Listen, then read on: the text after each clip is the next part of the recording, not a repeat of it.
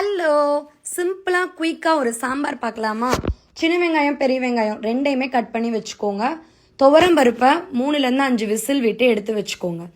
கடாயில் எண்ணெய் ஊற்றி கடுகுளுந்தம் பருப்பை போட்டுட்டு வெங்காயத்தை போட்டு உப்பு கொஞ்சம் சேர்த்து நல்லா வதக்குங்க. பச்சை மிளகாய் 3 ஆட் பண்ணி நல்லா வதக்கிட்டு தக்காளியை சேர்த்து தக்காளி நல்லா மேஷ் ஆகுற வரைக்கும் வதக்கிக்கிட்டே இருங்க.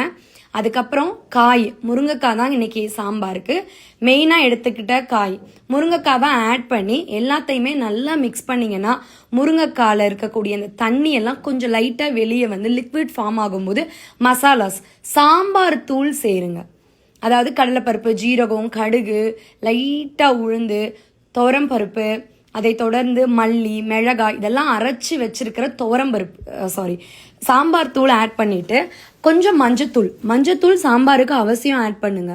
இதெல்லாம் சேர்த்து நல்லா ஒரு மாதிரி மேஷ் ஆகும்போது தண்ணி சேர்த்துட்டு அந்த காய் வெந்ததுக்கு அப்புறம் பருப்பு வேக வச்சிருக்கிற பருப்பையும் சேர்த்து கருவேப்பிள்ளைய மேலே தூவி இறக்கும் போது லைட்டாக கொத்தமல்லி தழை போட்டு இறக்கி கொடுத்தீங்கன்னா உங்கள் சாம்பாருக்கு ஈடு உங்கள் சாம்பார் மட்டும்தான். இது நான் மார்னிங் வச்சிட்டேன் அப்படின்னா மார்னிங் பிரேக்ஃபாஸ்ட்டுக்கு சைடிஷாக வச்சுப்பேன், லஞ்சுக்கு கட்டி கொடுத்துடுவேன்.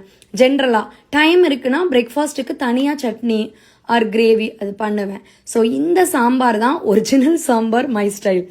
ஹரிபரியில் என்ன பண்ணுவேன்னா குக்கர் யூஸ் பண்ணுவேன். ஹரிபரி கிடையாது அப்படின்னா ரொம்ப ஸ்லோவாக ஸ்டடியாக இந்த மாதிரி ட்ரை பண்ணுவேன். இந்த சாம்பார் உண்மையாகவே செம்ம டேஸ்ட்டாக இருக்கும்.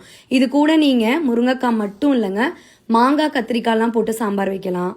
அதை தொடர்ந்து முள்ளங்கி போட்டு வைக்கலாம். காய்கறிகள் எல்லாத்தையுமே பீன்ஸு, கேரட்டு, முள்ளங்கி, அவரைக்காய், அதுக்கப்புறமா முருங்கைக்காய், மாங்காய், கத்திரிக்காய் இதெல்லாம் போட்டும் வைக்கலாம். ட்ரை பண்ணி பார்த்துட்டு எப்படி இருக்குன்னு சொல்லுங்கள். தேங்க்யூ ஃபார் வாட்சிங்.